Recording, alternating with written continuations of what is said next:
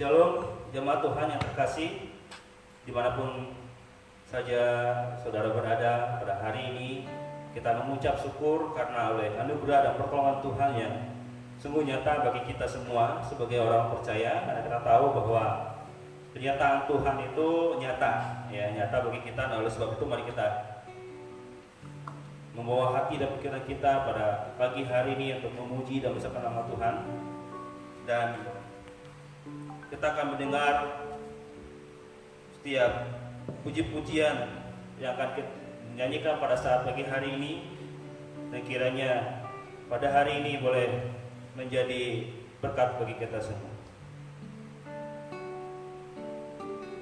Kita akan pujian yang mengatakan sungguh besar setia.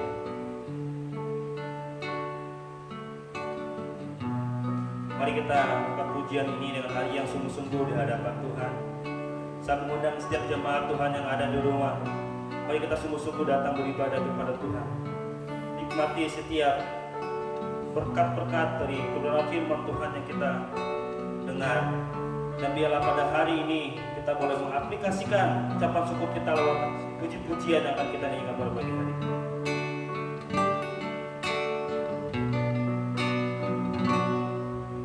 Sungguh besar setiamu,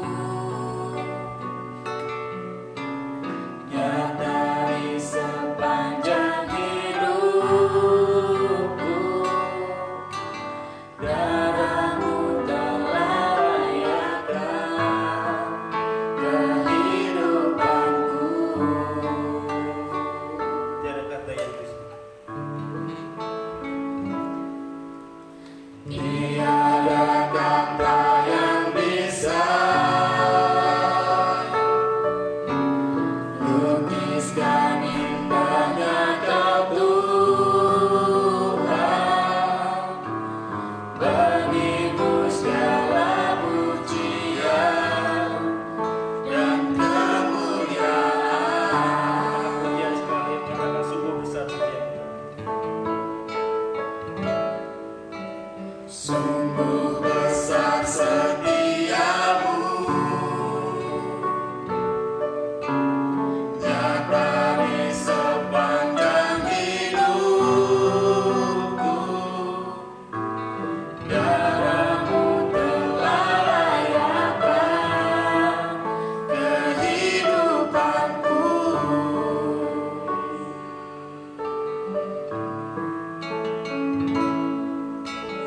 Tiada kata yang bisa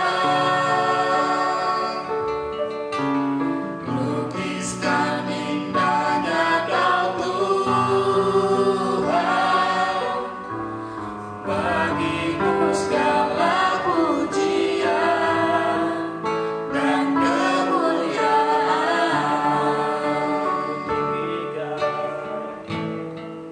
Ku tinggikan Engkau Tuhan, melebihi segalanya, lebih dalam ku mengenal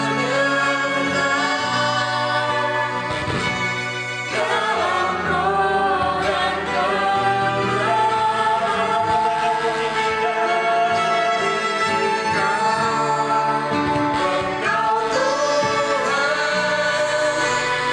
lebih dalam ku mengenal dalam roh dan selamanya. Mari Bapak Ibu semua, saudara-saudara yang terkasih dalam Tuhan, kita nyatakan ucapan syukur kita di hadapan Tuhan pada pagi hari ini, karena Tuhan begitu baik bagi kita. Tuhan tidak pernah meninggalkan kita. Nah, sebab itu saudara-saudara, mari kita sungguh-sungguh datang kepada Tuhan pada pagi hari ini, ungkapkan syukur dalam hati kita kepada Tuhan, nyatakan bahwa Tuhan begitu baik bagi kita, karena Tuhan tidak pernah meninggalkan kita sedetik pun. Oleh Oleh sebab itu Bapak Ibu Saudara semuanya, mari kita sungguh-sungguh lebih datang lagi kepada Tuhan dengan pujian ini. Biarlah dengan pujian ini kita boleh mengungkapkan hati ucapan syukur kita kepada Tuhan.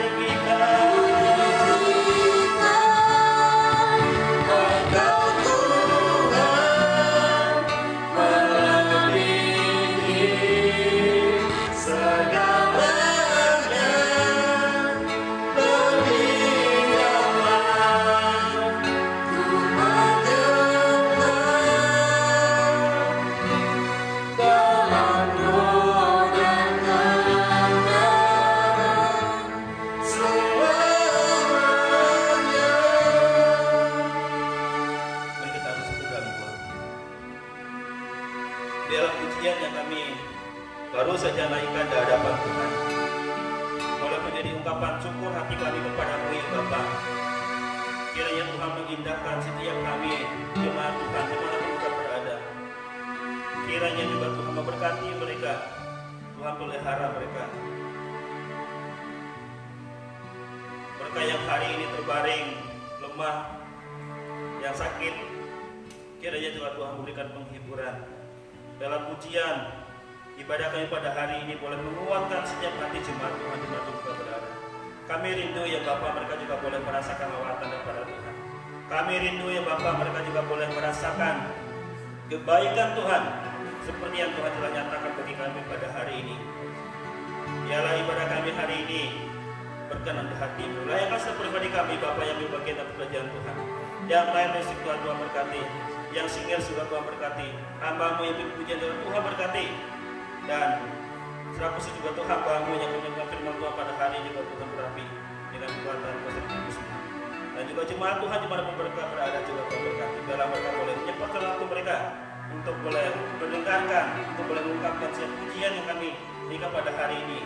Dan kiranya kasih dan anugerah para Tuhan boleh menyertai pada hari ini. Hanya di dalam nama Tuhan Yesus Kristus kami berdoa dan mengucap syukur. Amin. Ya, sekali lagi shalom jemaat Tuhan yang terkasih. Selamat ada.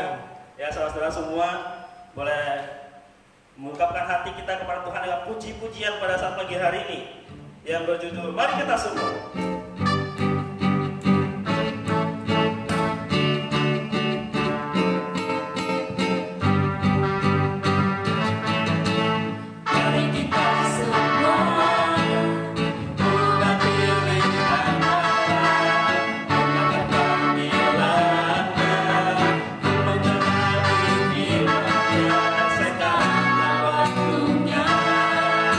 Berdiri bagi bangsa ini.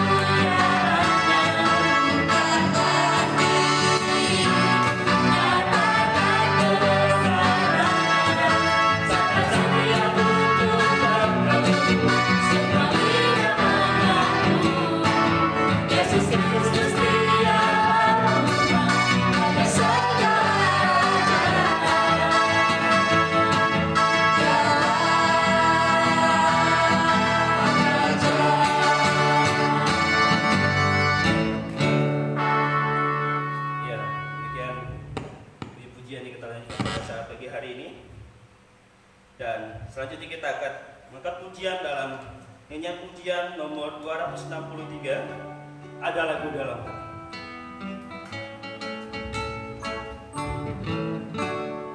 Ada lagu dalam hatiku, mendengar suara Yesus, ku besertamu, hidupku sentosaku.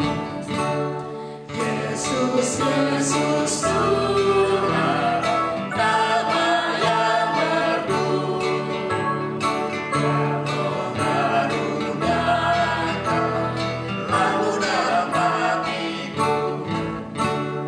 Amatikan hidupku, jauh dari kesukaan, lalu diberikannya ku lagu, ku nyanyikan pujian. Yesus, Yesus Tuhan, nama yang merdu, yang mengaruniakan lagu dalam hatiku. Sekarang ku alami rahmat-Nya, ku berlindung pada Yesus, ku tetap memandang wajah-Nya, dan ku menyanyikan. Yesus, Yesus Tuhan, nama yang merdu, yang mengaruniakan lagu dalam hatiku. Datanglah lagi, datanglah, disambut oleh Dia, Budi akan turun sertanya, dan berkata di surga. Yesus, Yesus Tuhan, nama yang merdu, yang mengaruniakan lagu dalam hatiku. Yesus, Yesus Tuhan, nama yang merdu, yang mengaruniakan lagu dalam hatiku. Ya, demikian puji-pujian yang telah kita naikkan di hadapan Tuhan pada pagi hari ini. Nah, selanjutnya kita akan mendengarkan pembacaan firman Tuhan yang terdapat di dalam Lukas pasal yang ke-24 ayat yang ke-13 sampai yang ke-21. Saya akan membacakan ayat yang pertama, nanti singers boleh ayat yang kedua selanjutnya. Lukas pasal 2, Lukas pasal 24 ayat 13 sampai 21 berbunyi demikian. Ayat 13. Pada hari itu juga dua orang dari murid-murid Yesus pergi ke sebuah kampung bernama Emmaus yang terletak kira-kira 7 mil jauhnya dari Yerusalem. Dan mereka bercakap-cakap tentang segala sesuatu yang telah terjadi. Ketika mereka sedang bercakap-cakap dan bertukar pikiran, datanglah Yesus sendiri mendekati mereka, lalu berjalan bersama-sama dengan mereka. Tetapi ada sesuatu yang menghalangi mata mereka, sehingga mereka tidak dapat mengenal Dia. Yesus berkata kepada mereka, "Apakah yang kamu percakapkan sementara kamu berjalan?" Maka berhentilah mereka dengan muka muram. Seorang dari mereka, namanya Kleopas, menjawabnya, "Adakah engkau satu-satunya orang asing di Yerusalem yang tidak tahu apa yang terjadi di situ pada hari-hari belakangan ini?" Katanya kepada mereka, "Apakah itu?" Jawab mereka, "Apa yang terjadi dengan Yesus seorang Nazaret? Dia adalah seorang nabi yang berkuasa dalam bekerja dan perkataan di hadapan Allah dan di depan seluruh bangsa kami. Tetapi imam-imam kepala dan pemimpin-pemimpin kami telah menyerahkan Dia dihukum mati, dan mereka telah menyalibkannya." Dan terakhir, "Padahal kami dahulu mengharapkan bahwa Dialah yang datang untuk membebaskan bangsa Israel. Tetapi sementara itu telah lewat 3 hari sejak semuanya itu terjadi." Demikian pembacaan kitab kita pada pagi hari ini, dan kita akan mendengarkan firman Tuhan yang disampaikan oleh Gembala Sidang, dan sebelumnya kita akan pujian mengatakan firman hidup kekal dalam nyanyian NP nomor 98.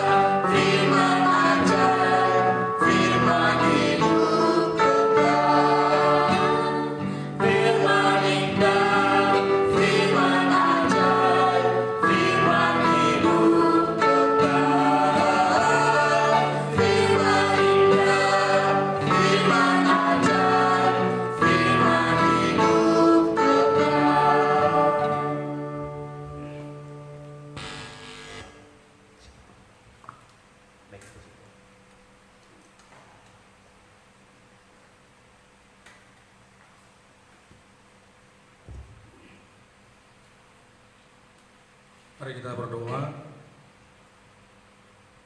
Maha besar Engkau Tuhan dan Allah kami, Allah yang menanggung segala kutuk dosa kami. Engkau Allah yang hidup bangkit dari kematian dan menang atas maut. Dan Engkau Allah yang membuktikan kebangkitan-Mu melalui beberapa penampakan kepada murid-murid dan bahkan kepada orang banyak. Hari ini ya Tuhan, kami umat-Mu, Gereja Baptis Indonesia, mau memikirkan dan merenungkan firman Tuhan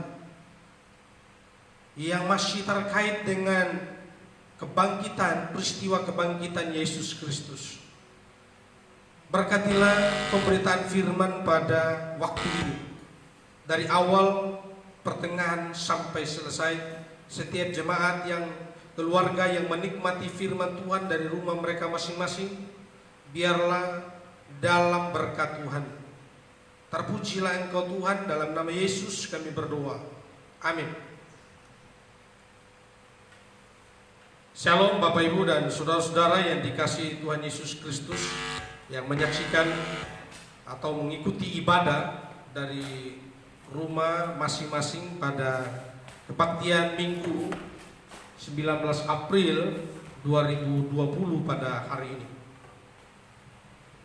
Dan sebagaimana yang sudah dibacakan oleh pemimpin acara kebaktian hari ini, firman Tuhan yang terambil di dalam Lukas pasal yang ke-24 ayat yang ke-13 sampai dengan ayat yang ke-35. Sesungguhnya sampai ayat yang ke-35. Ini berbicara tentang penampakan Yesus kepada dua murid di jalan menuju Emmaus atau di jalan ke Emmaus. Saudara-saudara yang dikasihi oleh Yesus Kristus, dari bacaan yang sudah kita dengarkan tadi, atau yang juga ada di warta Bapak Ibu dan saudara-saudara di rumah masing-masing, perikop ini berbicara tentang Yesus menampakkan diri di jalan ke Emmaus. Ada murid, nama seorang disebut Kleopas, yang satu tidak disebutkan namanya. Tetapi ketika mereka berjalan menuju ke Emmaus, Yesus menampakkan diri kepada mereka. Ada kemungkinan ini adalah penampakan yang kedua, saudara-saudara, setelah ada berita tentang kebangkitan Yesus yang didengarkan oleh wanita-wanita. Ada juga disinggung seorang bernama Simon di sana. Tetapi yang saya mau tekankan sebenarnya dalam teks ini, saudara-saudara, atau menjadi perenungan kita pada hari ini adalah ada satu kesempatan atau ada satu peristiwa atau ada satu kejadian di mana murid-murid, di mana kedua murid ini mereka mengambil keputusan untuk meninggalkan Yerusalem dan menuju ke satu tempat atau satu kampung yang disebut dengan kampung Emmaus atau desa Emmaus. Dan dalam teks kita, saudara-saudara, Emmaus itu berada di wilayah barat Yerusalem, dan secara tidak kebetulan juga peristiwa itu sore hari dan matahari akan terbenam atau sedang terbenam. Matahari sedang terbenam. Saudara-saudara yang dikasihi oleh Tuhan Yesus Kristus, ketika murid-murid mengikuti peristiwa penyaliban Tuhan Yesus, lalu kemudian pengorbanan Kristus, mereka mengambil keputusan, khususnya kedua murid ini, kembali ke kampung Emmaus. Ada dugaan, Bapak Ibu dan saudara-saudara, mereka putus asa, mereka kehilangan pengharapan karena Yesus yang adalah Mesias. Dalam konsep mereka, Mesias itu secara politis yang akan membebaskan mereka dari penjajahan Romawi, saudara-saudara. Itu yang ada dalam pengetahuan mereka, saudara-saudara. Sehingga ketika Yesus ditangkap lalu kemudian disalib dan dikuburkan, saudara-saudara, seolah-olah harapan mereka menjadi sirna, saudara-saudara. Apa yang mereka harapkan menjadi tidak kenyataan, dan atas kekecewaan ini mereka kembali ke kampungnya dan meninggalkan Yerusalem. Atau dengan kata lain, mereka mau memutuskan untuk tidak lagi mengikuti Tuhan. Atau dengan kata lain, saudara-saudara, apa yang mereka percaya selama ini ternyata tidak demikian terjadi, saudara-saudara. Sehingga mereka mau meninggalkan Yerusalem, saudara-saudara, dan kembali, saudara-saudara. Saudara-saudara, tidaklah kebetulan, saudara, penggunaan kata atau situasi matahari sedang terbenam. Saudara, saya mengecek bagian ini, Bapak Ibu dan saudara, karena Emmaus itu terletak di bagian barat Yerusalem. Lalu kemudian keadaan saat itu matahari akan segera tenggelam atau terbenam, saudara. Matahari terbenam. Saudara-saudara yang dikasih oleh Tuhan, di dalam Alkitab, saudara-saudara, beberapa kali menyebutkan, saudara-saudara, misalnya dari terbitnya matahari sampai terbenamnya, terpujilah nama Tuhan. Dalam Hakim-Hakim pasal 5 juga ayat 31 dijelaskan, orang yang mengasihi Tuhan, saudara-saudara, orang yang mengasihi Tuhan bagaikan matahari yang terbit, saudara-saudara. Adalah benar kalau orang Kristen itu berjalan ke arah matahari terbit, saudara-saudara. Orang Kristen berjalan ke arah matahari bersinar, saudara-saudara, bukan ke arah matahari terbenam, saudara-saudara. Sehingga saudara-saudara yang dikasih oleh Tuhan, saya memutuskan kepada kita sekalian, bagian firman Tuhan ini saya sharingkan topik atau tema, saudara. Jalan matahari terbenam yang menjadi berbalik menjadi fajar. Jalan matahari terbenam yang berbalik menjadi fajar. Apa maksudnya, saudara-saudara? Apa maksud tema ini? Saudara-saudara, perhatikan dua murid ini. Mereka dalam kekecewaan, mereka mau meninggalkan Yerusalem, mereka meninggalkan teman-teman yang lain atau murid-murid yang lain, dan berkeputusan untuk kembali ke kampung Emmaus, saudara-saudara. Kembali bukan karena sukacita, saudara-saudara, tapi mereka kembali karena mereka putus asa. Mereka mulai kehilangan pengharapan, saudara-saudara. Apa yang mereka pikirkan selama ini kok ternyata tidak demikian jadinya, saudara-saudara. Mereka mau meninggalkan kelompoknya, mereka mau meninggalkan teman-teman yang lain. Saudara-saudara, ini adalah mereka sedang menuju kepada matahari yang terbenam, saudara-saudara. Tetapi puji Tuhan, haleluya, Yesus sangat mengerti situasi mereka. Yesus menampakkan diri kepada mereka. Supaya apa? Supaya mereka yang berjalan ke arah matahari terbenam berbalik menjadi fajar, berbalik menjadi mengikuti terang Kristus. Saudaraku yang dikasih oleh Tuhan Yesus Kristus,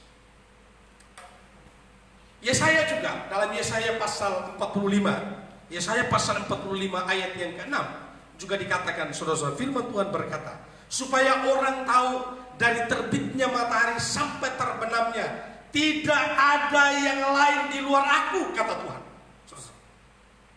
Tidak ada yang lain di luar aku, itu kata Tuhan.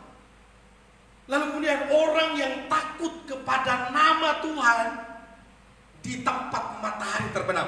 Perhatikan ini baik-baik. Orang yang takut akan Tuhan di tempat matahari terbenam dan kepada kemuliaan di tempat matahari terbit. Yesaya 59 ayat 19. Perhatikan ini Bapak Ibu dan saudara-saudara. Orang, kalau hakim-hakim mengatakan orang yang mengasihi Tuhan berjalan ke matahari terbit, saudara-saudara, Yesaya menegaskan orang yang takut akan Tuhan di tempat matahari terbenam. Artinya apa? Dia hidup dalam kegelapan, dia hidup menjauh dari Tuhan, dia takut akan Tuhan. Sejak titik itu dia harus berbalik arah, saudara-saudara, untuk memuliakan Tuhan di tempat matahari terbit, saudara-saudara, di tempat matahari terbit. Jadi saudara-saudaraku yang dikasih oleh Tuhan, itulah latar belakang dari tema yang saya angkat kepada kita dalam ibadah pasca kebangkitan, saudara-saudara. Dalam konteks ini Yesus menampakkan diri kepada dua murid di jalan ke Emmaus. Pertanyaannya, saudara-saudara, apa ciri orang yang berjalan dalam fajar terang Kristus? Pertanyaan, apa ciri orang yang berjalan dalam terang Kristus? Apa ciri orang yang berjalan dalam fajar terang Kristus? Dari bacaan kita ini Bapak Ibu dan saudara-saudara, dari bacaan pasal 24 Injil Lukas, saya dari sejak minggu-minggu sengsara atau Palmarum, minggu-minggu Palmarum yang disebut dengan minggu-minggu Palmarum itu, saya menyampaikan kitab Lukas seri sampai di pasal terakhir ini, saudara-saudara. Dan saya hari ini menyampaikan pasal 24 ayat yang ke-13. Hari Minggu kemarin saya khotbahkan pasal 24 ayat 1, Yesus bangkit. Hari ini ayat yang ke-13, penampakan di jalan menuju Emmaus. Apa ciri orang yang berjalan ke fajar terang Kristus? Dari bacaan kita ayat yang ke-28 sampai dengan 29, saudara-saudara, ada semacam persimpangan jalan yang mengharuskan kedua murid ini mengambil keputusan. Ada semacam, dalam tanda petik, semacam tikungan atau semacam persimpangan di mana murid-murid harus mengambil keputusan atau mereka melakukan kehendak bebas mereka, saudara-saudara. Mari perhatikan ayat yang ke-28 dari bacaan kita tadi. Saya akan bacakan sekali lagi kepada Bapak Ibu dan saudara-saudara. Kan mereka sedang menuju ke jalan Emmaus kan, ke kampung Emmaus. Lalu kemudian ayat 28 berkata begini, mereka mendekati kampung yang mereka tuju. Lalu Yesus berbuat seolah-olah hendak meneruskan perjalanannya. Saudara-saudara, Yesus seolah-olah berbuat hendak meneruskan perjalanannya. Tetapi mereka sangat mendesaknya, katanya, tinggallah bersama-sama dengan kami, sebab hari telah menjelang malam dan matahari hampir terbenam. Saudara-saudara yang dikasih oleh Tuhan, perhatikan ini baik-baik. Ini yang saya sebut dengan semacam ada dalam persimpangan jalan. Di situ letak seseorang mengambil keputusan strategis, saudara-saudara. Di situ seorang dapat memutuskan atau melakukan kehendak bebasnya di situ, saudara-saudara. Ini yang saya sebut dengan poin pertama, ciri orang yang berjalan ke fajar terang Kristus adalah orang itu cerdas menggunakan free will, cerdas menggunakan kehendak bebas. Perhatikan baik-baik, saudara-saudara. Waktu Yesus menampakkan diri kepada kedua murid ini, saudara-saudara, dikatakan oleh beberapa penafsir, saudara-saudara, matahari kan sangat menyilaukan kalau matahari mau terbenam kan, sangat menyilaukan, sehingga mereka tidak mengenal kalau Yesus itu Tuhan. Mereka sedang berbincang-bincang kedua orang ini. Yesus, dia Mesias yang kita harapkan membebaskan kita dari penjajahan Romawi.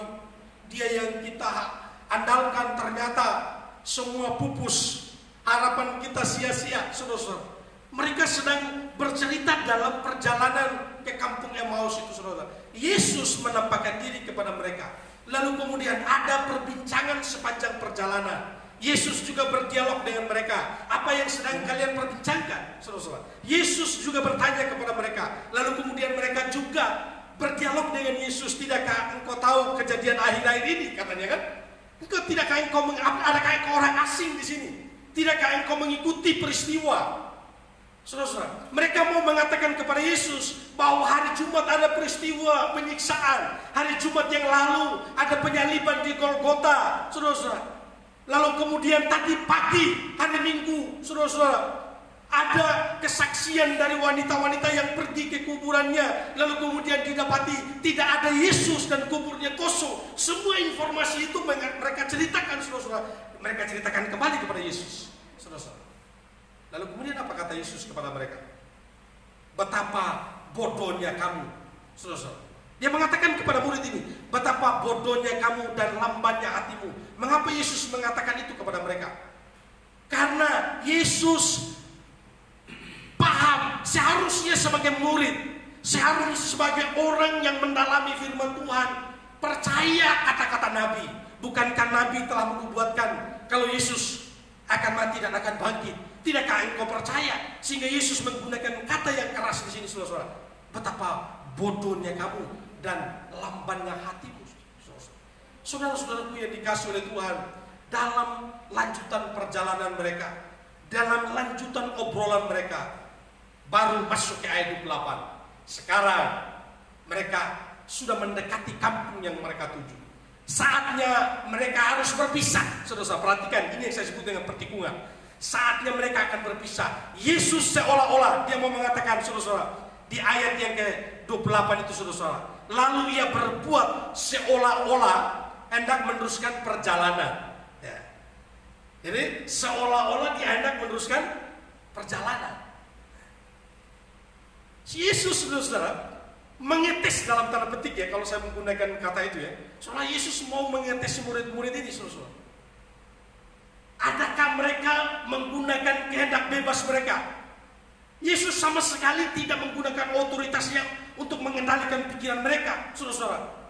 Aku ini Tuhan, ajak aku tinggal di rumah kalian, ajak aku makan malam bersama dengan kalian. Tidak, saudara-saudara. Tapi Yesus, dia mau memberikan kesempatan kepada murid ini untuk mengambil keputusan, saudara-saudara. Untuk mengambil keputusan apa yang mereka harus putuskan. Ketika Yesus mau seolah-olah meninggalkan mereka, saudara-saudara. dalam bahasa Ambon itu seolah-olah Yesus ini mau menggeratak ya. Jadi geratak mereka juga. Gitu. Yesus mau menggeratak mereka.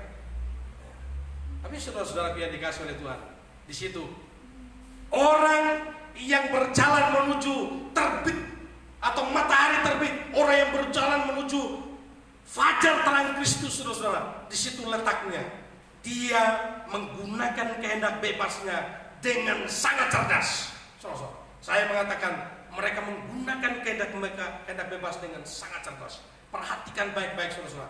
Dalam memutuskan kehendak bebas, saudara-saudara, memutuskan sesuatu melibatkan beberapa aspek. Tentu saja aspek perasaan, tentu juga aspek pikiran. Baru level yang ketiga adalah kehendak, saudara-saudara. Lihat kedua murid ini, saudara-saudara. Mereka merasa Yesus ini atau orang yang berbincang-bincang bersama dengan mereka sepanjang perjalanan 7 mil ini, saudara-saudara, mereka sudah bercerita banyak bersama-sama, sekarang mau meninggalkan mereka. Mereka merasa perjalanan berjalan di malam hari, kasihan. Mereka kasihan.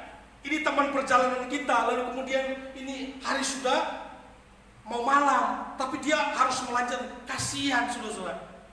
Level apa? Perasaan. Tapi level pikirannya di mana, saudara-saudara? Mereka berpikir, ini sudah malam, berjalan sendiri, barangkali tidak aman. Apalagi baru hari Jumat kemarin, pasukan Romawi masih sedang ganas-ganasnya mencari orang-orang yang pengikut Kristus. Saudara-saudara yang dikasih oleh Tuhan, ini mereka antisipasi, mereka olah sedemikian rupa dalam pikiran mereka, sehingga mereka atas dasar barangkali atas dasar kasihan dan dengan pertimbangan pikiran yang sehat, mereka sampai kepada keputusan, tinggallah bersama-sama dengan kami. Saudara-saudara yang dikasih oleh Tuhan, ini penting sekali. Kehendak bebas adalah anugerah yang paling penting dalam kehidupan manusia. Kehendak bebas adalah anugerah yang paling penting dalam kehidupan manusia. Dan ini bahkan yang membedakan kita juga dengan ciptaan yang lain. Kita dapat mengundang Yesus dalam hidup kita, dalam rumah tangga kita, saudara-saudara, atau membiarkan Yesus lewat dalam hidup kita. Ini keputusan yang penting sekali. Kita dapat mengundang dia atau memberi kesempatan bagi dia untuk menguasai kehidupan kita, atau membiarkan dia lewat dalam hidup kita. Ini penting sekali.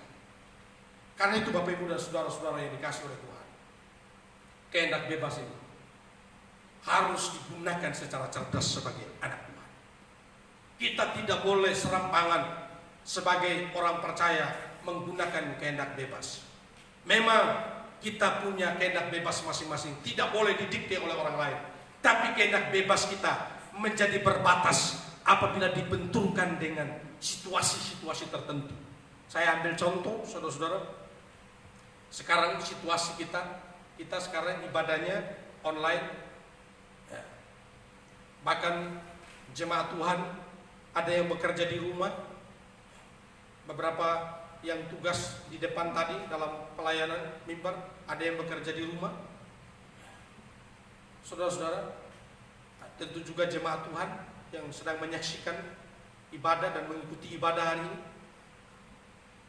Saudara-saudara, anjuran pemerintah apa? Stay at home. Kita tidak bisa berkata saya punya kehendak bebas. Saudara-saudara, saya bebas dong mau pergi kemana saja, ke Jakarta. Saya bebas dong, saya mau pergi bersalaman dengan orang yang kena pandemi COVID-19 dan sebagainya. Begitu sombongnya kita, lalu kemudian kita mau cari orang yang COVID, lalu kemudian kita mau bertemu dengan mereka. Apakah begitu, saudara-saudara? Ingat, kita punya kehendak bebas, tapi kehendak bebas kita ketika dibenturkan dengan aturan-aturan tertentu, kehendak bebas kita menjadi berbatas. Kita punya kehendak bebas mau beribadah atau tidak beribadah kepada Tuhan. Kita bebas, saudara-saudara. Tapi penting sekali, orang yang cerdas menggunakan free will, orang yang cerdas menggunakan kehendak bebasnya adalah orang yang merasa ibadah itu penting. Orang yang berpikir bahwa di tengah-tengah situasi yang sulit Tuhan tetap mengasihi, Tuhan tetap memelihara saya, Tuhan menyertai saya. Saudara-saudara, Dia Allah bukan Allah yang mati, tapi Dia Allah yang hidup untuk saya. Dia Allah yang mati untuk saya. Pikiran itu diolah sedemikian rupa. Lalu kemudian ketika mengambil keputusan dalam hidup ini, bukan keputusan yang serampangan, tapi ketika mengambil keputusan yang berkualitas, keputusan yang mempengaruhi kehidupan kita untuk hidup lebih baik. Saudara-saudara yang dikasih oleh Tuhan. Nah, ini penting sekali. Karena itu saudara-saudara, kedua murid di jalan Emmaus mengambil keputusan yang sangat cerdas, yaitu kehendak bebas. Tidak dipaksa oleh Tuhan. Bahkan Yesus seolah-olah mau meninggalkan mereka, tapi langsung mereka respon menggunakan kehendak bebasnya. Tinggallah bersama-sama dengan kami. Saudara-saudaraku yang dikasih oleh Tuhan, ini penting sekali. Ini penting sekali. Yang kedua, saudara-saudara, ciri orang yang berjalan ke fajar terang Kristus berdasarkan konteks yang kita baca, kita bisa memperhatikan di ayat 30 sampai ayat 32, Bapak Ibu dan saudara-saudara. Dikatakan oleh firman Tuhan di situ. Kata mereka, ayat 30. Waktu itu duduk makan bersama mereka, ia mengambil roti, mengucap berkat, lalu memecah-mecahkan dan memberikannya kepada mereka. Ketika itu terbukalah mata mereka dan mereka pun mengenal Dia, tetapi Ia lenyap di tengah-tengah mereka. Saudara-saudara yang dikasih oleh Tuhan, poin yang kedua, saudara-saudara, ciri orang yang berjalan ke arah fajar matahari terbit atau berjalan ke fajar terang Kristus, saudara-saudara, memiliki kepekaan mengenal Yesus. Memiliki kepekaan mengenal Yesus. Ketika sedang makan, saudara-saudara, ketika sedang makan, Yesus memecahkan roti, saudara-saudara. Saat Dia memecahkan roti, Bapak Ibu dan saudara-saudara, dalam terjemahan Alkitab edisi studi yang diterbitkan oleh Lembaga Alkitab Indonesia, saudara-saudara, menggunakan saat santap, saudara-saudara. Saat mereka santap atau saat mereka makan, saudara-saudara, Yesus mengucap berkat, Yesus mengucap syukur, saudara-saudara. Langsung murid-murid ini menoleh ke belakang, saudara-saudara. Langsung teringat peristiwa apa? Peristiwa waktu Yesus memberikan makan 5.000 orang, saudara-saudara. Dalam Yohanes pasal 6 itu, saudara. Yesus mengucap berkat, Dia mengambil roti dan ikan, Dia mengucap berkat. Orang menikmati makanan yang berlimpah-limpah. Saudara-saudara, sesaat itu juga, saudara-saudara, kedua murid ini mulai sadar bahwa ini Yesus, ini Tuhan, saudara-saudara. Sudah berjalan dengan mereka bermil-mil, saudara-saudara. Mereka belum mengenal kalau ini Yesus. Mereka sudah menggunakan kehendak bebas menahan orang ini untuk tinggal bersama dengan mereka, belum mengenal kalau Dia itu Yesus, saudara-saudara. Untung saja mereka menggunakan kehendak bebas dengan baik. Seandainya mereka menggunakan kehendak bebas dengan keliru, saudara-saudara, mereka tidak akan menikmati perjamuan bersama dengan Yesus. Mereka kehilangan kesempatan indah bersama dengan Yesus, saudara-saudara. Ini penting sekali, saudara-saudara. Kalau mau mengenal Yesus dengan baik, gunakan kehendak bebasmu dengan cerdas. Lalu kemudian yang kedua, ketika melewati tahap itu yang pertama, yang kedua, saudara-saudara, memiliki kepekaan mengenal Yesus. Setiap situasi yang terjadi dalam hidup kita, kita harus sensitif, kita harus peka, saudara-saudara, dan melihat apa maksud Tuhan, apa yang Tuhan inginkan, saudara-saudara, apa yang Tuhan mau, saudara-saudara. Waktu mereka makan bersama-sama, dua murid ini langsung sadar, Dia ini adalah Tuhan. Dia Tuhan, saudara-saudara. Kedua murid ini memiliki pengetahuan yang lumayan tentang Yesus, saudara-saudara. Tentang pengajaran Yesus sampai kepada kesaksian kebangkitan Yesus. Mereka udah mantap banget, saudara. Pengetahuan mereka ini beda, saudara. Pengetahuan ranah kognitif dengan pengetahuan yang benar menurut saya itu berbeda, saudara. Ini berbeda. Jemaat Tuhan perhatikan baik-baik. Sekarang kalau kita perhatikan teks itu, soal Mesias, mereka udah tahu kalau Yesus ini Mesias, kan? Tapi Mesias secara politis yang akan membebaskan mereka dari penjajahan. Ya, Dia akan menjadi raja bagi Israel. Itu pemahaman mereka, saudara-saudara. Pengajaran-pengajaran Yesus mereka mantap semua. Mereka bersama-sama dengan Yesus sekian lama, saudara-saudara. Mereka bersama-sama dengan Yesus sekian lama, saudara-saudara. Artinya apa? Pengetahuan mereka itu mantap. Bahkan baru saja ada informasi segar waktu perempuan menyaksikan bahwa Yesus tidak ada dalam kuburannya. Yesus telah bangkit, saudara-saudara. Pengenalan mereka itu semua hanya sebatas pengetahuan. Hanya sebatas pengetahuan. Sehingga Yesus harus mengulanginya lagi. Ini penting sekali. Salah satu tujuan dari mengapa Yesus bangkit dan menampakkan diri. Kurang lebih 10 kali penampakan Yesus pasca kebangkitan. Salah satu tujuan penampakan Yesus adalah mau menegaskan kembali komitmen para murid. Kalau saja Yesus bangkit dan tidak menampakkan diri, barangkali kedua murid ini, saudara, mereka akan kembali dalam aktivitasnya di kampung Emmaus. Mereka akan kembali dalam profesi mereka mula-mula. Ingat Petrus dan saudara-saudaranya, mereka kembali menjala ikan kan? Padahal Tuhan sudah bilang, kamu akan menjadi penjala manusia, bukan lagi penjala ikan. Ini saudara, ketika Yesus mati, mereka kembali dalam profesi mereka mula-mula. Yesus penting untuk memberikan penegasan kepada mereka melalui kebangkitannya dan penampakannya. Komitmen mereka diperbaharui, pelayanan mereka diperbaharui kembali. Saudara, pengenalan ini penting sekali. Pengenalan kita bukan hanya dalam ranah kognitif, saudara, tapi pengenalan kita akan Tuhan harus yang sangat mendalam atau yang benar. Saya menggunakan kata pengenalan yang benar, saudara. Pengenalan yang benar. Saya belum menemukan kata yang lebih baik dari pengetahuan rasional tadi. Pengetahuan juga penting, saudara. Tetapi pengetahuan yang benar akan Tuhan itu jauh lebih penting, saudara. Karena dua murid ini telah membuktikan soal pengajarannya mereka mantap, saudara. Kemesiasan Yesus mereka mantap, saudara.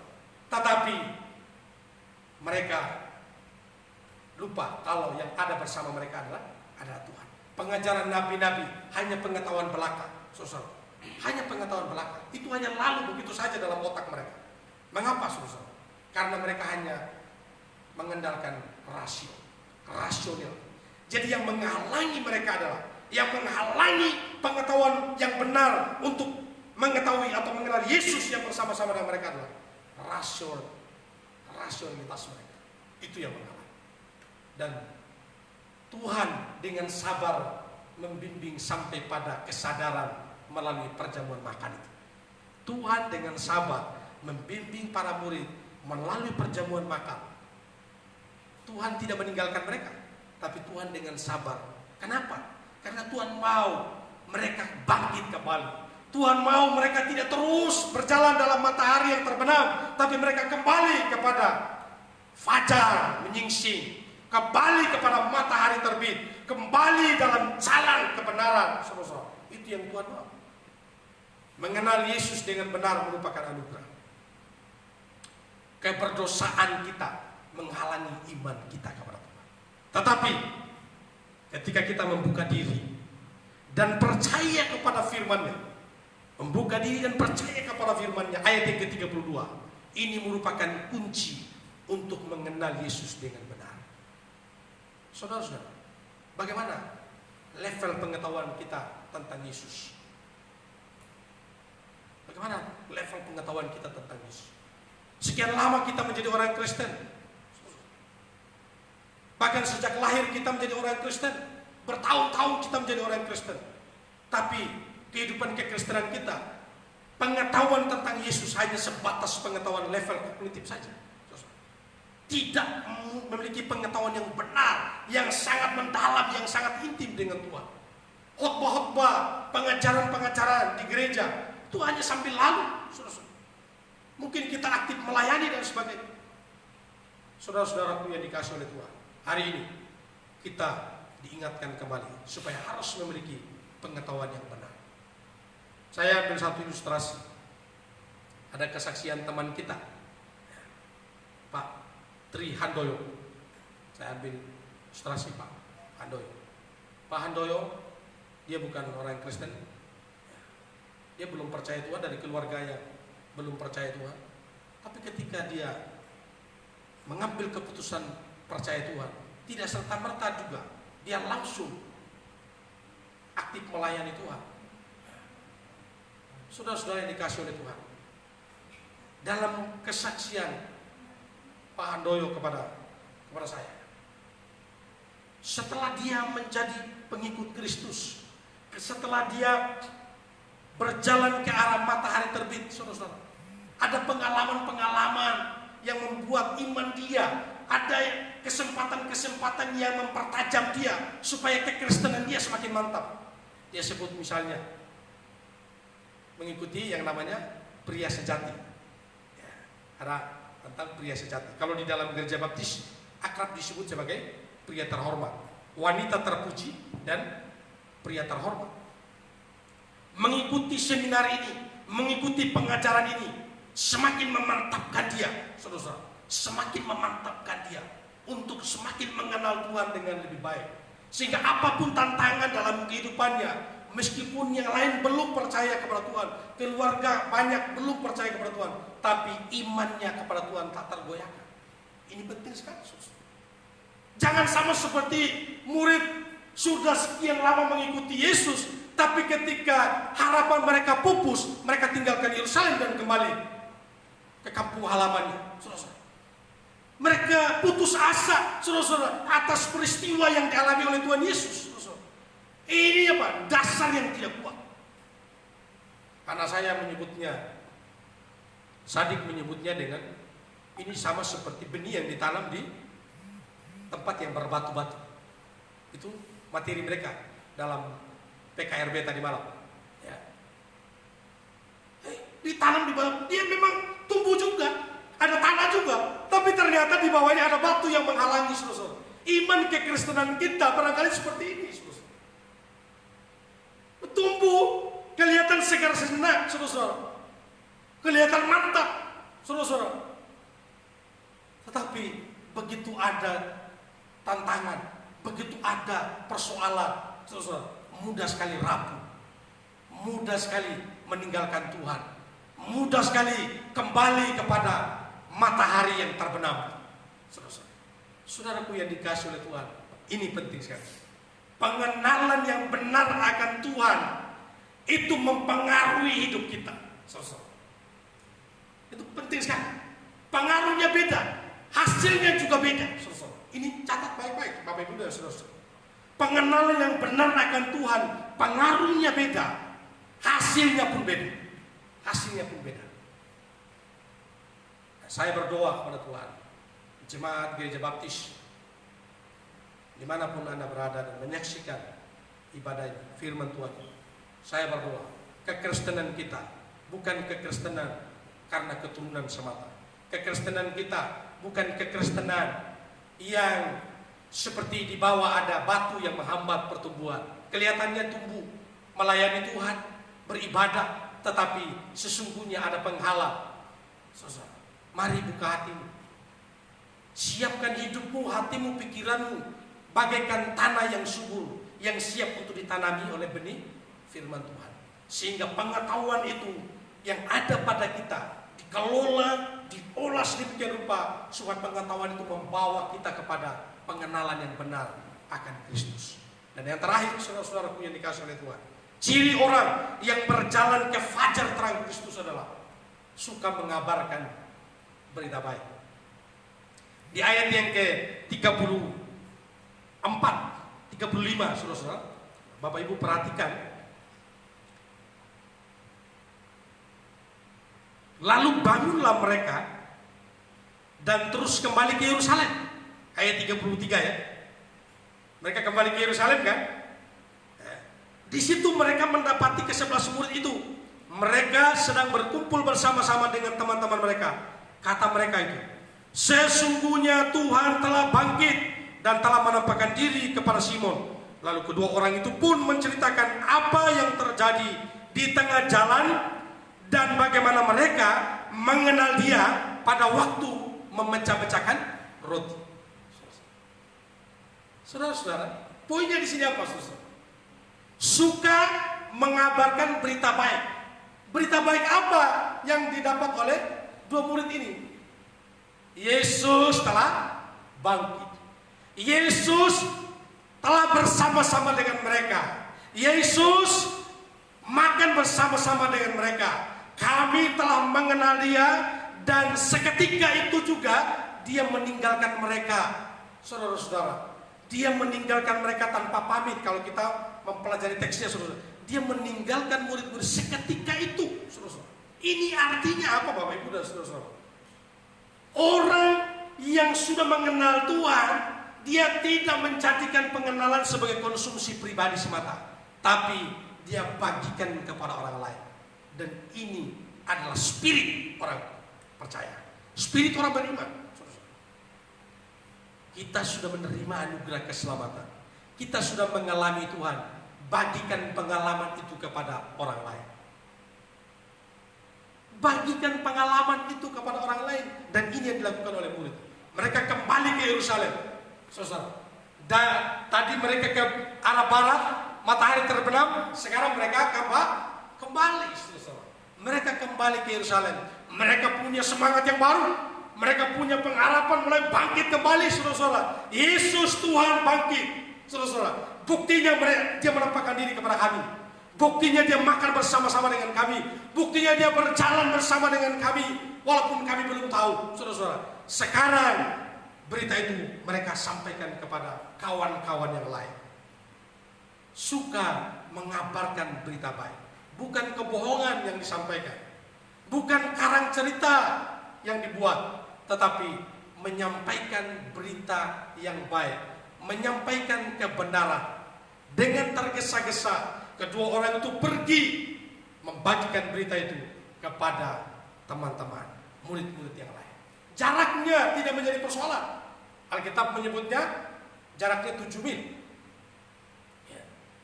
Jaraknya 7 mil. Kalau dalam Alkitab edisi studi menyebutnya itu sekitar 34 kilo.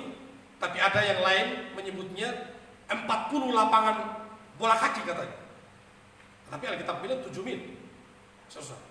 Itu bukan ditempuh dengan kendaraan motor atau dengan mobil, bukan, saudara. Tapi berjalan kaki. Selesai. Poinnya apa? Jarak tidak menjadi persoalan. Itu poinnya. Selesai. Kalau orang sudah mengenal Tuhan, orang sudah mengalami Tuhan, Bapak Ibu dan saudara-saudara, jarak yang jauh tidak menjadi persoalan. Orang kalau sudah ditangkap hatinya oleh Tuhan, komitmennya sudah ditangkap oleh Tuhan, saudara-saudara, sakit penyakit tidak menjadi persoalan. Amin, Bapak Ibu. Orang kalau sudah ditangkap komitmennya oleh Tuhan, saudara-saudara, orang sudah mengerti kebenaran, saudara-saudara, maka saudara-saudara, keluarga tidak menjadi penghalang bagi dia untuk melayani Tuhan. Saudara tidak menjadi penghalang bagi dia untuk melayani Tuhan, saudara-saudara.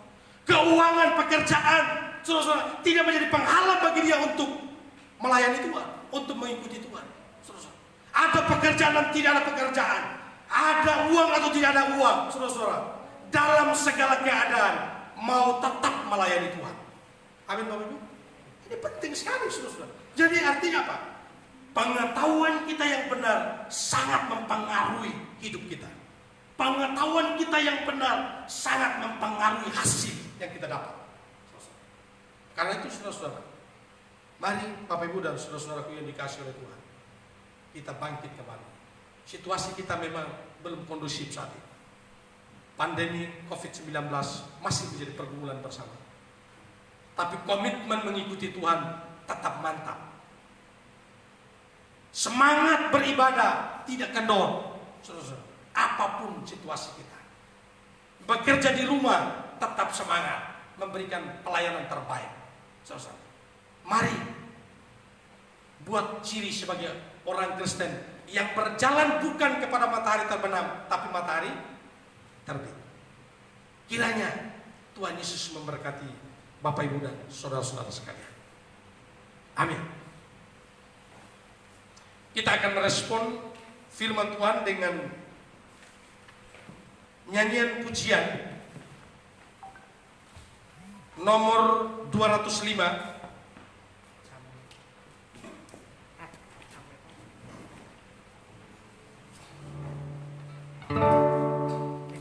Hanya Yesus memiliki air hayat bagiku.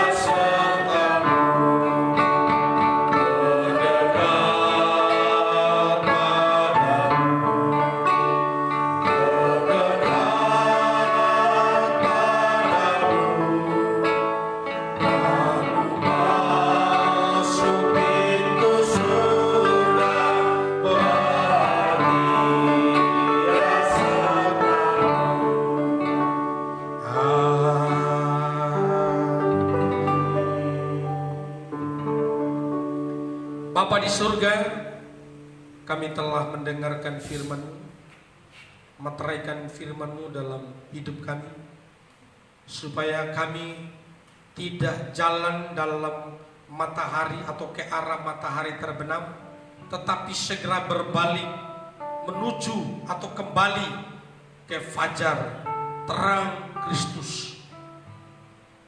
Terima kasih Tuhan untuk pengalaman 2 murid yang pergi ke kampung Emmaus. Ada pengalaman berjumpa dengan Tuhan. Ada kesempatan mereka mengekspresikan kehendak bebas dengan cerdas. Ada kesempatan untuk mengenal Yesus melalui setiap peristiwa-peristiwa yang terjadi. Ada kepekaan. Tetapi juga mereka suka mengabarkan berita baik. Apa yang baik yang mereka terima, bukan konsumsi pribadi, tetapi disebarluaskan, diwartakan kepada banyak orang, supaya banyak orang mengerti kebenaran, banyak orang mengenal Injil, banyak orang percaya kepada Kristus. Berkati jemaat-Mu yang menyaksikan dan mengikuti ibadah ini. Biarlah ada penegasan, ada peneguhan dalam hidup kami melalui kebenaran firman Tuhan pada hari ini. Saya berdoa untuk jemaat Tuhan yang sakit, Tuhan jamah dan sembuhkan. Ibu Rohnauli Boru Purba, ibu kandung dari Ibu Nababan, Tuhan jamah dan sembuhkan. Pemulihan Mbak Opi juga Tuhan tolong supaya segera pulih dan kembali melakukan aktivitasnya. Kami juga berdoa untuk Esir yang sedang sakit, Tuhan juga pulihkan. Kami juga berdoa untuk jemaat Tuhan dalam segala pergumulan karena COVID-19 yang belum juga berakhir, yang bekerja di rumah, yang melakukan kegiatan-kegiatannya di rumah, atau yang terkena dampak dari COVID-19 ini. Kami semua dikuatkan oleh Tuhan. Kami tetap setia kepada Tuhan. Apapun situasi kami, semangat mengikuti Tuhan tetap mantap. Bapa di surga, kami berdoa situasi ini kembali kondusif dan kami menikmati kebersamaan, beribadah bersama, berkeluarga bersama dalam ibadah minggu. Kami mohon Tuhan berkati. Sekarang kami melakukan ibadah melalui online jarak jauh. Kami berdoa diberkati Tuhan pelayanan ini. Dan biarlah tetap jemaat dikawal oleh Tuhan, oleh Roh Kudus. Pengajaran dan pelayanan gereja juga tetap memberikan dampak dalam kehidupan mereka. Terima kasih Tuhan. Kami berdoa bagi mereka yang sedang memiliki pergumulan rumah tangga. Tuhan jawaban bagi mereka. Kami tidak bisa memaparkan satu demi satu, tetapi kami berdoa Tuhan mengetahui keadaan mereka. Tuhan menjadi solusi dalam kehidupan jemaat. Kami mengucap syukur untuk bangsa dan negara kami. Berkati Presiden Bapak Jokowi, berkati Wakil Pak Ma'ruf Amin, berkati kabinet yang mendukung jalannya roda pemerintahan, aparat baik itu pertahanan TNI dan keamanan Polri. Tuhan memberkati sehingga mereka bersinergi dalam membawa bangsa kami aman. Khususnya kami berdoa penanganan COVID ini mereka dapat bekerja sama sehingga pandemi ini berakhir dan situasi bangsa kembali kondusif. Demikian doa kami untuk dunia ini Tuhan yang dilanda oleh pandemi COVID-19. Bapa di surga, kami berdoa menyerahkan seluruh pergumulan gereja, kebutuhan-kebutuhan gereja, baik itu biaya operasional dan sebagainya. Tuhan memberkati. Inilah doa kami Tuhan. Kami sampaikan doa syafaat dan sekaligus akan mengakhiri ibadah ini. Bapak Ibu dan saudara-saudara sekalian, kembali dalam setiap aktivitas, dalam setiap pekerjaan, kegiatan yang kita lakukan baik di rumah atau dimanapun. Tuhan menyertai kita, Tuhan menolong dan memberikan damai sejahtera dalam setiap keadaan. Sebab berkat yang kita terima datang dari Allah pencipta langit dan bumi, Yesus Tuhan Juru Selamat yang mati dan bangkit mengalahkan maut, dan Roh Kudus yang memimpin kita mulai dari pagi ini, siang, besok sampai selama-lamanya. Amin. Tuhan Yesus memberkati kita sekalian.